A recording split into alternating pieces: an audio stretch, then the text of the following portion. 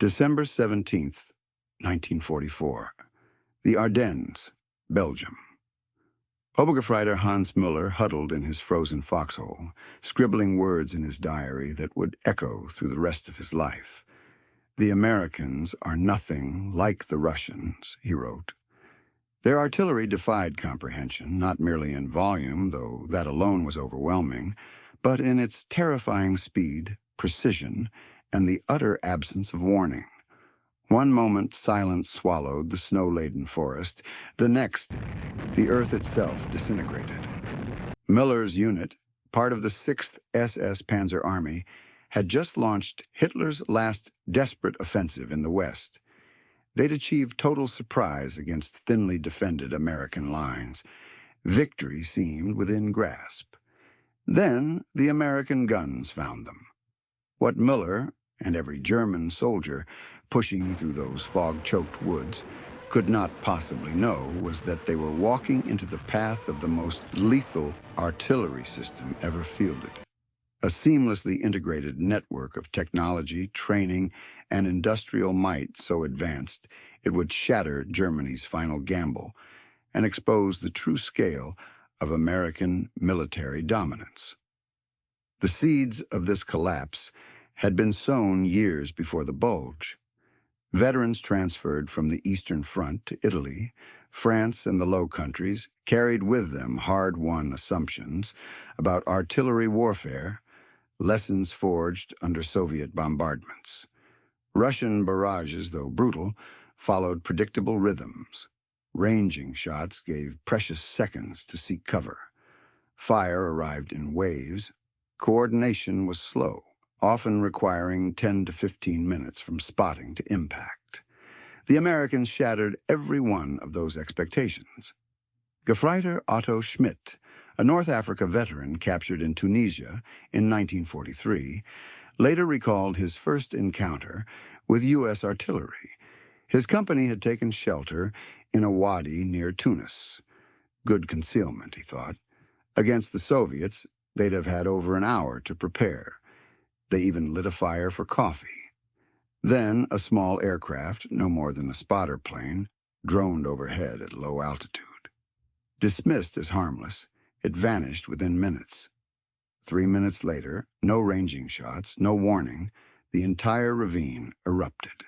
Simultaneous air and ground bursts tore through the unit. In 30 seconds, 112 of 123 men were dead or incapacitated. The aircraft had been an L-4 Grasshopper, a humble Piper Cub that soon became the most dreaded sight in the German ranks, not for its weapons, but for the hell it summoned from miles away. German troops quickly learned a grim axiom. If you saw a grasshopper, you had seconds, not minutes, before your position became a charnel ground. Lieutenant Friedrich Bauer, a seasoned artillery officer from the Eastern Front, wrote in letters recovered decades later, captured American field manuals described coordination so precise he initially dismissed them as propaganda. Then he witnessed it firsthand near Bastogne. An observer plane appeared. Before his battery could even begin calculating counterfire, American shells were landing, not randomly, but with surgical accuracy on each gun emplacement. They'd coordinated multiple batteries at varying ranges and delivered synchronized fire faster than his own observers could transmit coordinates. The secret lay not in a single breakthrough, but in a holistic system Germany could never replicate. At its core was the Fire Direction Center, FDC, a revolutionary concept that centralized targeting. While German batteries computed solutions independently, American units fed all data to a single FDC capable of orchestrating fire from dozens of batteries simultaneously. This relied on pre-computed firing tables, meticulously calculated by thousands of technicians, mostly women, across the United States using mechanical calculators and logarithmic charts. Every variable, wind, temperature, humidity, barrel wear, propellant heat, elevation, was pre-solved. In the field, gunners simply looked up the answer.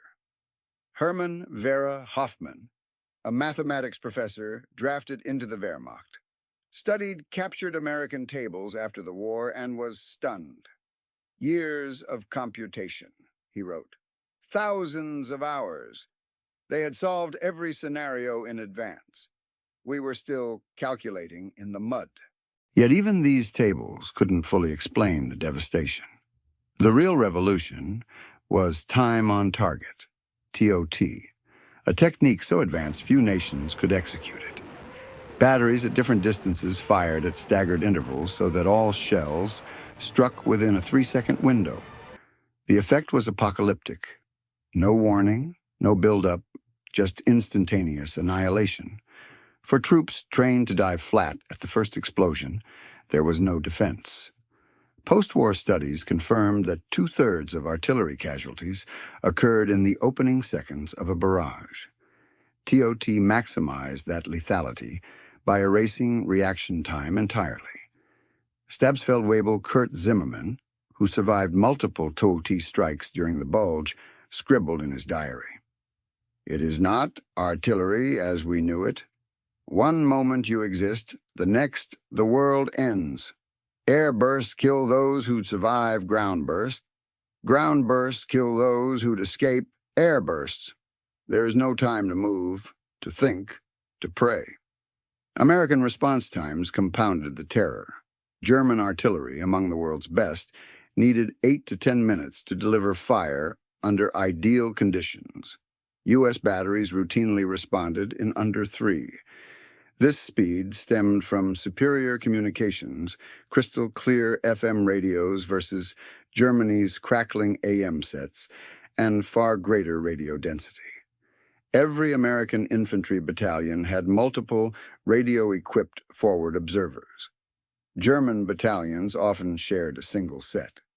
More critically, U.S. observers were not just artillerymen. They were combined arms specialists, embedded with infantry, fluent in both tactics and gunnery. A single lieutenant could summon the firepower of an entire corps, equivalent to a tactical airstrike, but faster and more precise.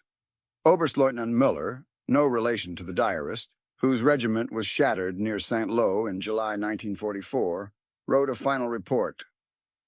"One American company, surrounded in a village, held my entire regiment for 6 hours.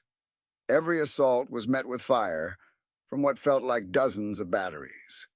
That forward observer commanded more destructive power than my entire regimental artillery. We lost 400 men trying to overrun 120 Americans and failed. Industrial might underpinned every advantage. The M2A 105mm howitzer, over 8,500 produced, was a marvel of mass production. Fully motorized, American batteries could displace in 20 to 30 minutes. German horse-drawn units required 2 to 3 hours, sometimes more in winter mud.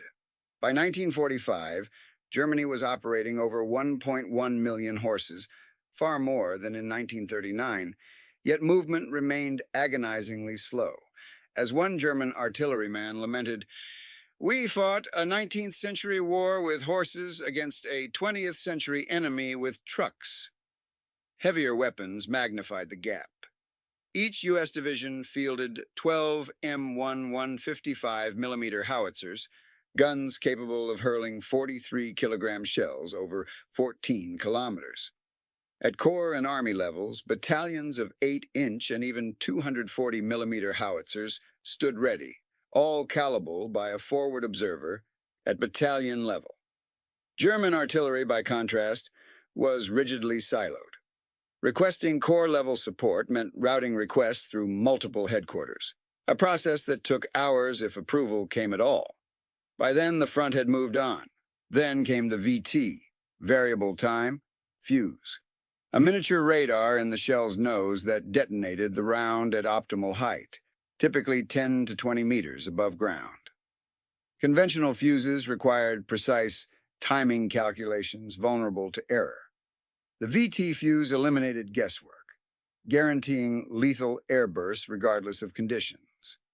Initially restricted to naval use for fear of capture, Eisenhower personally lobbied to deploy it during the Bulge.